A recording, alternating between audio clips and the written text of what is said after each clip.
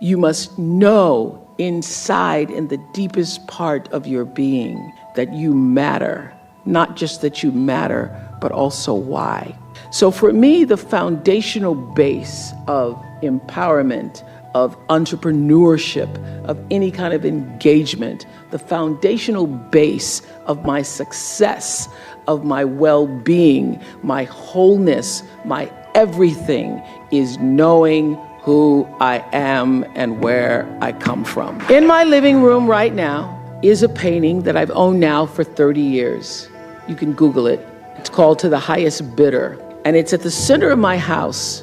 And it's at the center of my house because it actually is symbolic of the foundation of not the house, but the foundation for my life. The painting is by Harry Rosalind, who was a genre painter in the early 20th, late 19th century. And the painting is over 6 feet tall, and it shows a slave woman on the auction block holding her daughter's hand. And I cannot come in the door, my front door, or I cannot leave without passing that painting. I am reminded of where I come from every day of my life, and I am reminded because I never want to forget it. And in my library, I have a framed list of enslaved African-American people, remember I showed you, who were held in bondage on various plantations, listed in the ledgers alongside the cows and the horses and the buggies and the other property. And I pass this list every day. And often I stop in front of it and just speak their names out loud and their ages. Jonas, 11 years old, $500. Sarah, 41 years old, $900. Elizabeth, 57, $800. And I force myself to consider the absurdity and the obscenity of prices being affixed to each one should they be placed up for sale. And I sometimes just pause before them with a prayer, particularly before I have to make a big decision about one of my companies or whether I move forward or whether I stay still. It reminds me, speaking those names out loud, not only of where I've come from, but how far I have to go because of them. And it reminds me that I am never alone. It reminds me of what I've come through to get through. And even when I find myself in settings where I am the only Black woman, still, that kind of singularity, it doesn't make me uncomfortable. And I gotta tell you, it never has made me uncomfortable. One of my favorite teachers is Gary Zukav, who says that authentic power is when you learn to use your personality to serve the energy of your soul. So you are the bigger soul that has a personality. When you figure out how to I have a big personality. It's lovely, it's charming, but it's not me. It's not me. I am here to do my soul's work. And I use my personality to serve the soul's work. And everybody has a different talent. And the reason we're all so messed up is because you're looking at everybody else's talent and wishing you had some of their talent. All the energy that you spend thinking about, wishing about, being jealous of, envious of anybody else is energy that you're not only putting out, it's going to come back to you negatively, but you're taking that away from you. All your energy should be forced on, what do I have to offer? What do I have to give? How can I be used in service? Because Dr. King's message of not everybody can be famous, but everybody can be great, because greatness is determined by service. And there is not a job in here that you can do that you don't switch the paradigm to service and not make that job more fulfilling. I don't care what the job is. If you say, I'm a singer, I'm a dancer, I'm an artist, I'm a teacher, I'm a nurse, I'm a doctor, I'm a janitor, I'm a clerk, if you say, if I look at this from, how do I use this in service to something bigger than myself? It no longer becomes a job. It becomes an offering to the world. And that is why you're here. And when you can line up with whatever that is, line up with that. And all you have to do is keep asking the question. And ask the question in purity, not in, when's it gonna come? The reason why I was #1 for 25 years is because I figured out early on, there is no story anybody has ever heard that somebody else hasn't experienced. Nothing. And I also figured out, probably maybe the first or second year, that all pain is the same. That a mother in Somalia feels the same way as a mother in Seattle when she loses her child. And the common denominator in the human experience is our emotions and our feelings. And the more vulnerable and open you are willing to be with your story, the more actual understanding you create with other people, and the more powerful you become. People don't think less of you for sharing your story. They think more of you for having the courage to share it.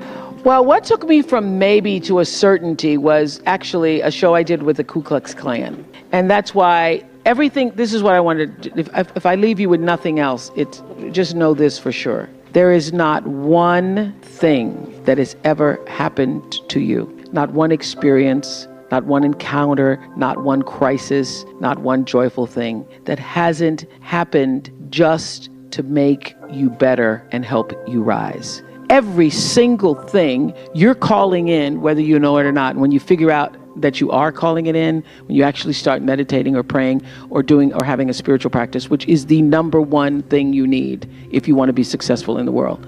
You need something that gives back and nourishes you, regardless of what you call that. You need to fill your cup so that you can be so full your cup runneth over and you have enough to give to other people.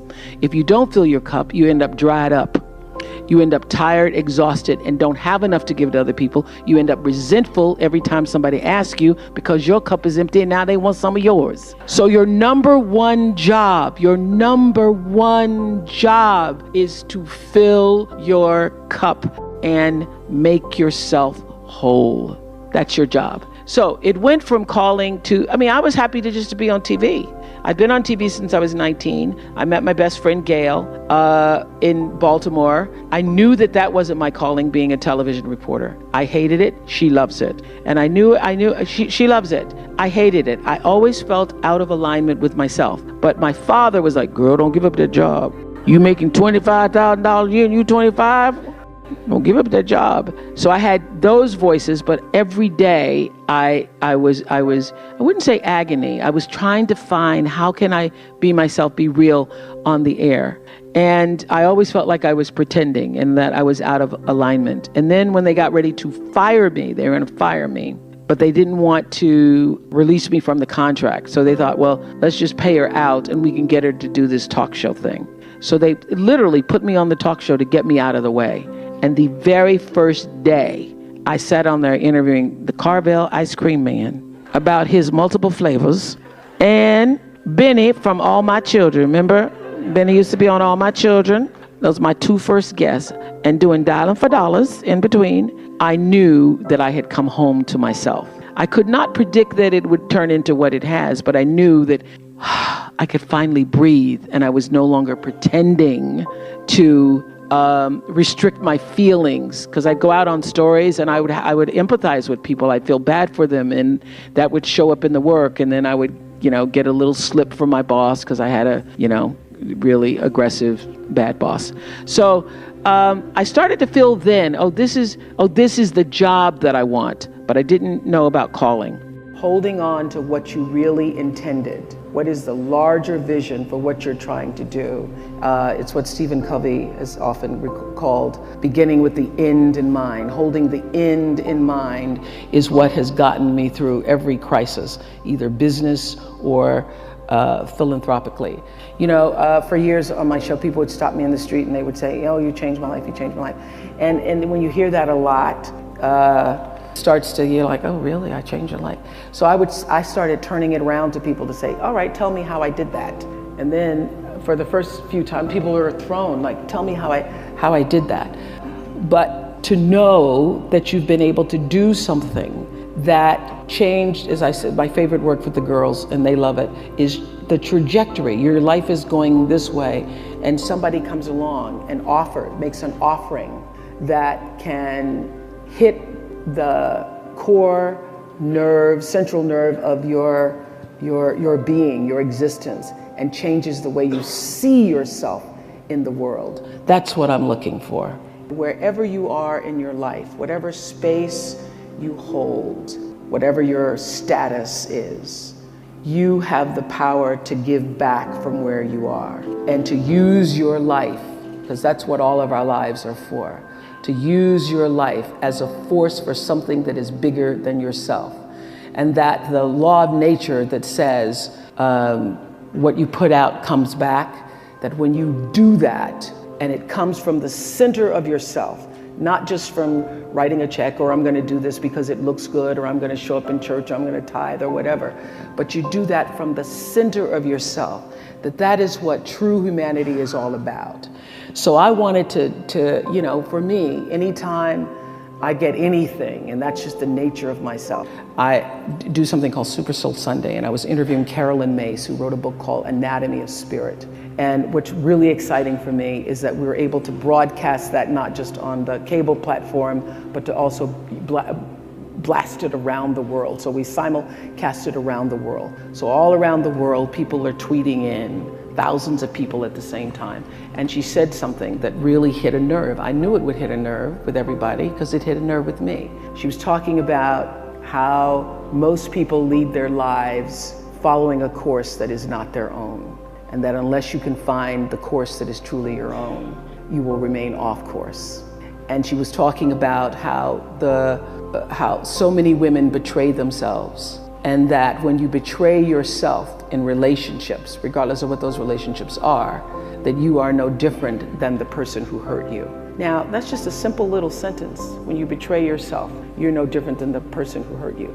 The reason why I wanted to do that show is so that people would feel and be able to discover a path to better themselves, a way to see themselves differently. And that one little phrase, when you betray yourself, you become no different than the people who hurt you. Open the door for that. So I, in that way, am validated because I'm very clear about what my purpose on earth is. I'm very clear that the work that I do on television is just a way of me manifesting myself as a vessel and a vehicle for the larger energy that I call God.